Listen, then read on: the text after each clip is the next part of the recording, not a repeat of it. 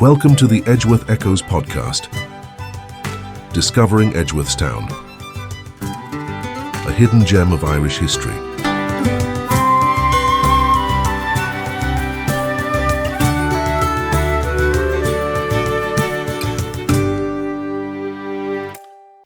Welcome to another edition of the Edgeworth Echoes podcast. This is your host, John. This episode is looking at a book, one published 225 years ago. The name of the book is Belinda, and this year the Society are celebrating its anniversary on the 26th of March in Dublin. You can find details on our website, www.mariaedgeworthcentre.com. It's a book that Jane Austen described as a work in which the greatest powers of the mind are displayed.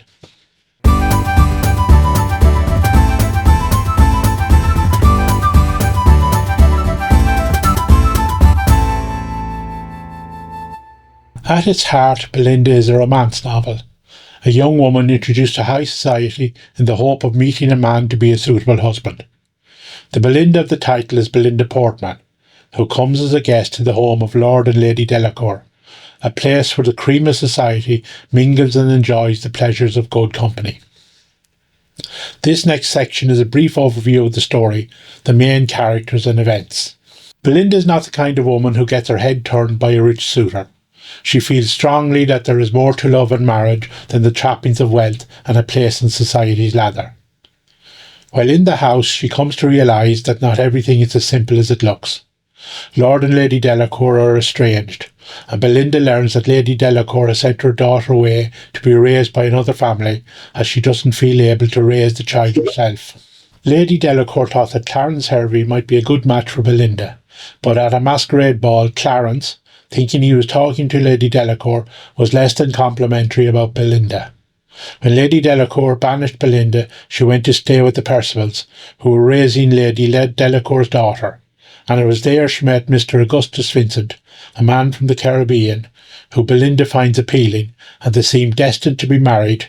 He even proposes, until Belinda finds out he has been gambling his money away, and she decides to end her relationship with him. Lady Delacour and Belinda get reunited when Belinda learns that the lady is sick and near death. However, it turns out that a quack doctor has been mistreating the lady, and a qualified doctor helps Belinda nurse Lady Delacour back to health. And while this proceeds, Lord and Lady Delacour become reunited, not just with each other, but with their daughter. Belinda and Clarence find they have much in common, after all, and they choose to get married. This clip features some conversation between Belinda and Lady Delacour. You may depend upon my secrecy. Secrecy, that is a virtue I have never yet met with in a young lady. I am not what I appear to be. Then let me see you as you really are. You have saved me from ruin. No, only from error.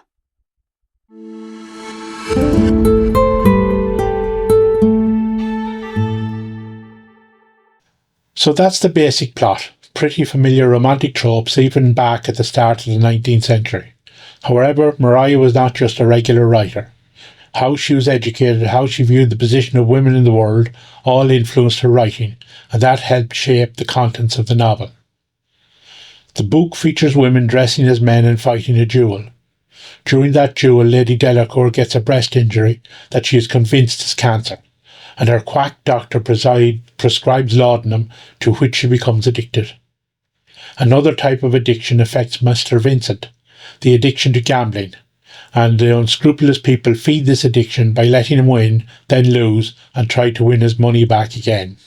In early editions of the book, Mr. Vincent is described as having large dark eyes, an aquiline nose, fine hair, and a manly sunburned complexion. Some have interpreted this as him being a Creole, a mix of black and white parents, hinting at an interracial relationship between Belinda and Mr. Vincent. Also, in the earlier editions, Mr. Vincent has a black servant called Juba, who ends up marrying a white English girl. While the characters in the book find nothing unusual about this, after all, Belinda drops her interest in Mr. Vincent due to his gambling, not his race, Some critics did not approve of these interracial romances, and indeed Richard Lovell Edgeworth suggested to his daughter that she edit this section of the book, which means that Juba disappears and Mr. Vincent no longer proposes marriage. My father says that gentlemen have horrors upon this subject and would draw conclusions very unfavourable to a female writer who appeared to recommend such unions. The man who Belinda does marry has his own secrets.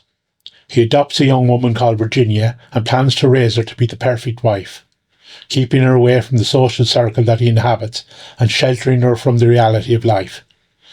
This story echoes the real-life account of Thomas Day, a friend of Richard Lovell Edgeworth and a member of the Lunar Society. Day adopted a young girl called Sabrina Sidney and planned to make her into his perfect wife. Eventually, however, Edgeworth persuaded Day to give up the experiment, and she eventually married a John Bicknell. In Richard Lovell's memoirs, he claimed Sabrina had loved Day. Sabrina, on the other hand, said she was miserable with Day and that he treated her as a slave. So this sordid tale became a part of the book. Clarence realised that though he preferred the thoughtful and independent Belinda, he felt a duty to Virginia and was prepared to marry her, but she rejected him, preferring a sailor she had met. This freed up Clarence to propose to Belinda. When Mr. Vincent loses all his money, he tries to commit suicide, but is stopped by Clarence Hervey. Clarence lets Vincent know that he was playing a rigged game, and he gets Mr. Vincent's money back by threatening to expose the owner of the rigged table.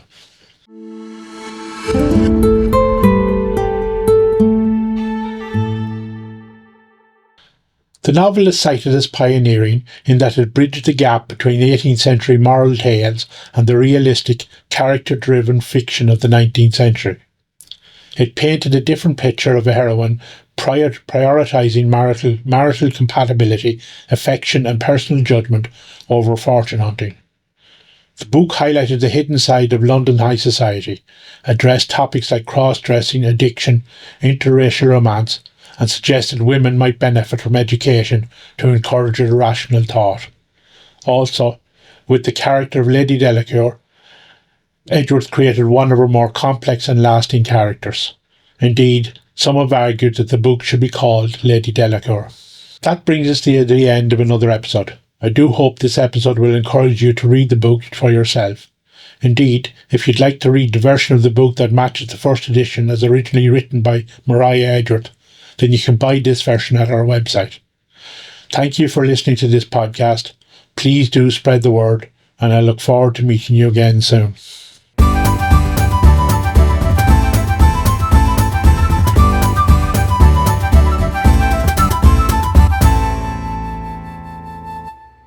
If you are interested in learning more about the Society and the history they preserve, please visit www.mariaedgeworthcentre.com. You can sign up to our newsletter, book tours, learn about our annual literary festival, and read up on some of the remarkable people who have links to our town. This has been the Edgeworth Echoes podcast, rediscovering history.